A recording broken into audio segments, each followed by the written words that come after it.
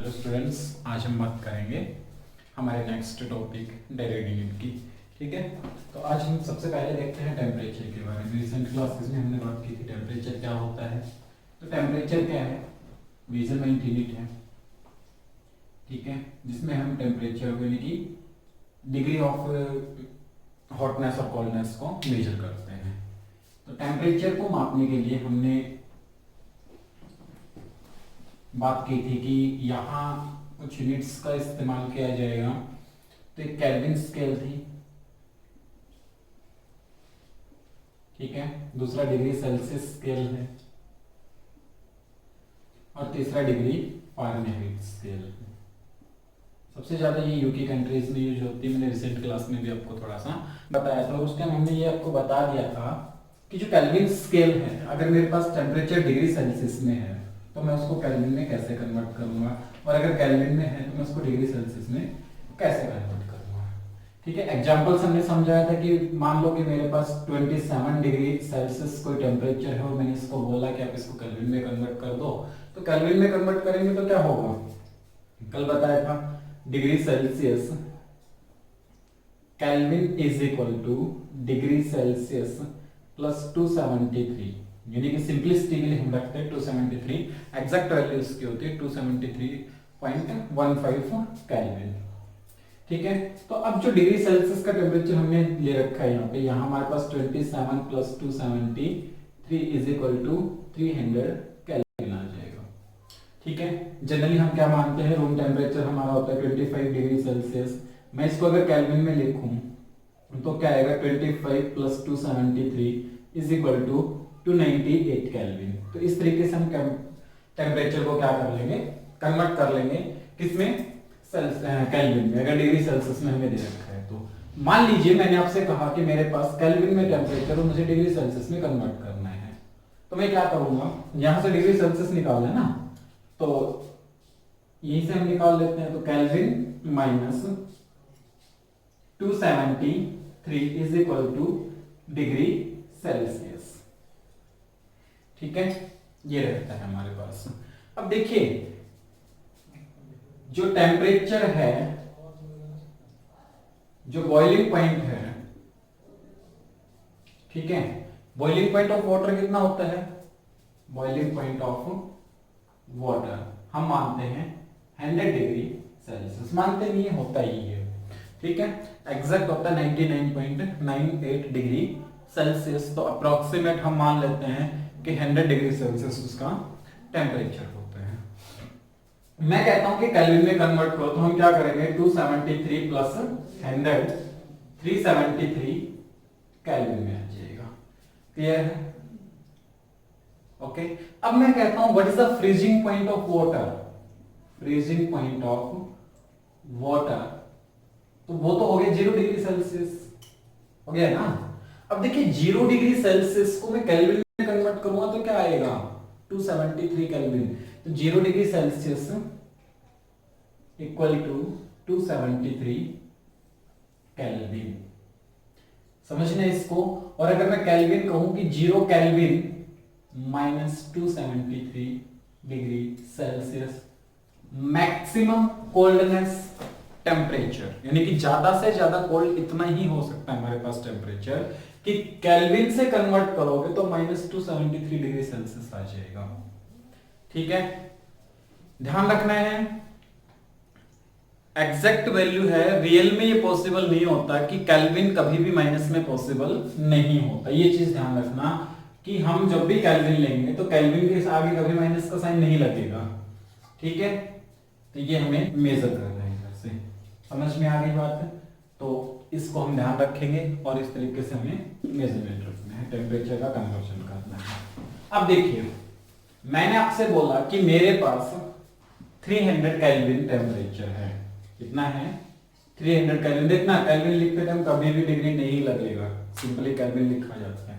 और मैंने कहा इसको डिग्री सेल्सियस में कन्वर्ट करो, तो क्या करेंगे, 300 केल्विन माइनस 273 कितना आ जाता है, 27 डिग्री सेल्सियस हमारे पास यहां पे आंसर आ जाएगा। ठीक है, मैंने आपसे कहा कि मेरे पास 298 केल्विन टेम्परेचर है, ठीक है, इसको कन्वर्ट करना है डिग्री सेल्सियस में, तो क्या करेंगे -273, क्या आ जाएगा आंसर 25 डिग्री सेल्सियस। ये आंसर हमारा आ जाता है, ठीक है। कोई डाउट है? नहीं तो चलते हैं अब आगे, ठीक है ना।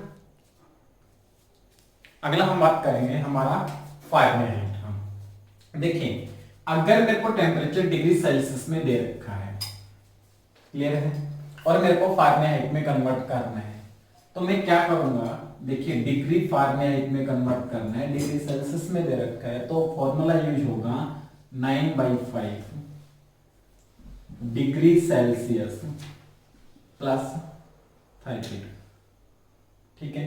और अगर मेरे को टेम्परेचर डिग्री सेल्सियस में कन्वर्ट करना फारेनहाइट में दे रखा है, तो यही फॉर्मूला चेंज होके क्या हो जाएगा, डिग्री सेल्सियस में कन्वर्ट करना, फारेनहाइट में टेम्परेचर दे रखा है 5/9 डिग्री फारेनहाइट -32। ये फॉर्मूला दोनों ही हम यूज करके क्या कर लेंगे, टेम्परेचर को कन्वर्ट कर लेंगे। देखिए 180 degree fahrenheit is equal to 100 degree celsius होता है, कितना रहेगा 100 degree celsius, and 1.8 degree fahrenheit is equal to 1 degree celsius. इसका मतलब ये है कि 1 डिग्री सेल्सियस में 1.8 डिग्री फारेनहाइट टेम्परेचर रहेगा, ठीक है। तो ये हमारा कन्वर्जन है टेम्परेचर को करने का। उसके बाद कुछ डायरेक्ट यूनिट्स आती हैं, तो डायरेक्ट यूनिट्स में हम क्या करेंगे, देखिए ये जनरली हमारे फिजिक्स में भी आती हैं, ठीक है। तो जो डायरेक्ट यूनिट हैं,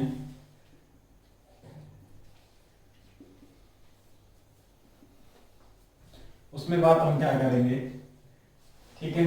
तो डायरेक्ट यूनिट का क्या रहेगा, अपना रहता है वॉल्यूम।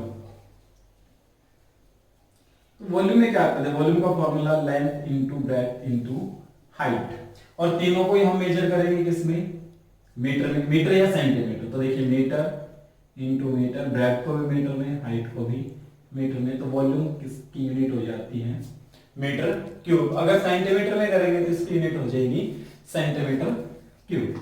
एरिया लेंगे तो एरिया क्या होगा, length into breadth.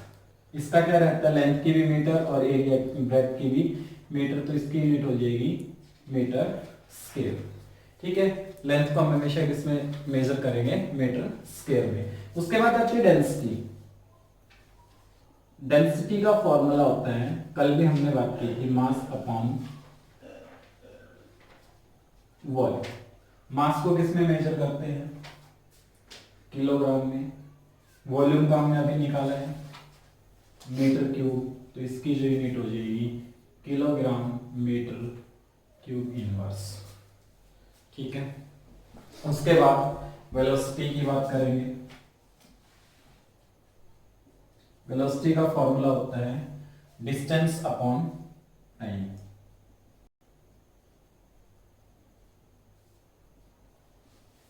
And distance की यूनिट मीटर और टाइम की सेकंड, तो मीटर सेकंड, इनवर्स इसकी यूनिट हो जाएगी। एक्सेलरेशन की बात करें,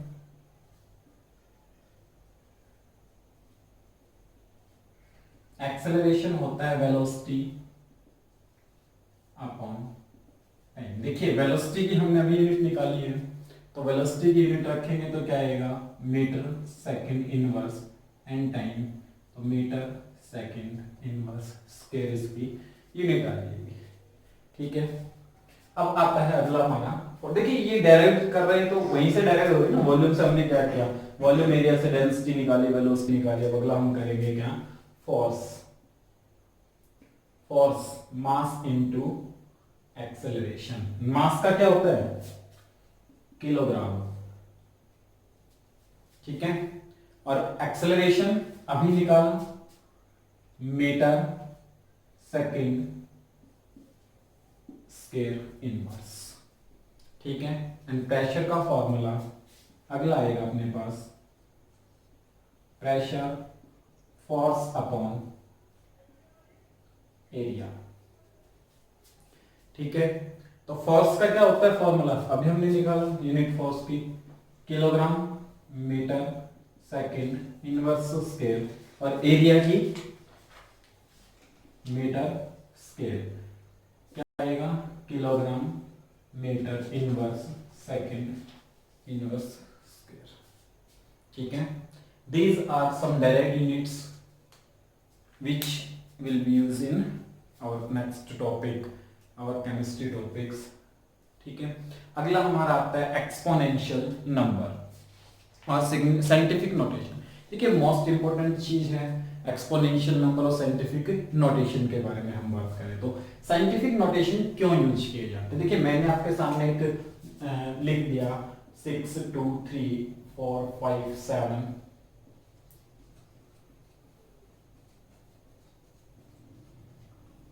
इतना बड़ा मेरे पास कोई नंबर होता है। अब देखिए इसको पढ़ने के लिए क्या करेंगे, प्रॉब्लम होगी ना, इतना लेंथी नंबर हो गया। तो साइंटिफिक नोटेशन में क्या किया जाता है कि इनको एक्सपोनेंशियल फॉर्म में लिख दिया जाता है। जैसे मैं आपको बताऊं कि मैंने लिखा 2.24.38, ठीक है, तो इसको कैसे लिखा जा सकता है 2.438 इंटू 10, 8 डेसिमल प्लेस के लिए 10 से मल्टीप्लाई करेंगे और 2 डेसिमल प्लेस के लिए 2438 इंटू 10 इंटू 10। अब इसको क्या लिख सकते हैं 10 into 10 is equal to 10 raise to power 2, तो क्या लिखा जाएगा 0.2438 इंटू 10 रेज़ टू पावर 2। देखिए वैल्यू क्या थी, बड़ी थी, उसको छोटा करने के लिए हमने इस चीज का इस्तेमाल किया। ठीक है, ठीक है, तो साइंटिफिक नोटेशन को जनरली हम क्या लिखते हैं, देखिए जो एवोगैड्रो नंबर है उसकी यूनिट क्या होती है,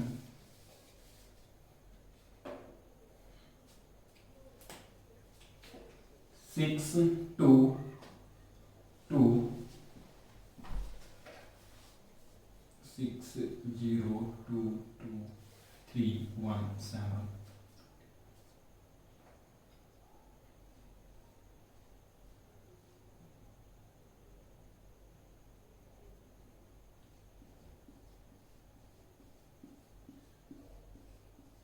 ये वैल्यू, ठीक है। अब देखिए हम बार बार एवोगैड्रो नंबर को यूज करेंगे क्योंकि 1 mole equal to 1 Avogadro number होता है। अब इतने बड़े नोटिफिकेशन को पढ़ना, इतने बड़े नोटेशन को पढ़ना हमारे लिए मुश्किल होगा, इसलिए हमने क्या यूज किया, साइंटिफिक नोटेशन यूज करते हैं। और इसको हम देखिए क्या लिख सकते हैं, कितना 1 2 3 4 5 6 7 8 9 10 11 12 13 14 15 16 17 18 19 20 21 22 23 नंबर पे आ जाता। मैं यहाँ पे इसके डेसिमल प्लेस लगाता हूँ, तो 6.0223 इंटू 10 रेज़ टू पावर 23। अब देखिए ये वैल्यू पढ़ना इजी है ना, बजाय ऊपर वाली वैल्यू के, तो हम इसको इस तरीके से साइंटिफिक नोटेशन में यूज करते हैं। सिंपली मैं आपको बता देता हूँ कि scientific notation n into 10 raise to power n होती है। n कोई नंबर होगा, 10 डेसिमल प्लेस को रिप्रेजेंट करता है, n क्या होता है, एक्सपोनेंट होता है जो सिर्फ डेसिमल प्लेस को बताता है।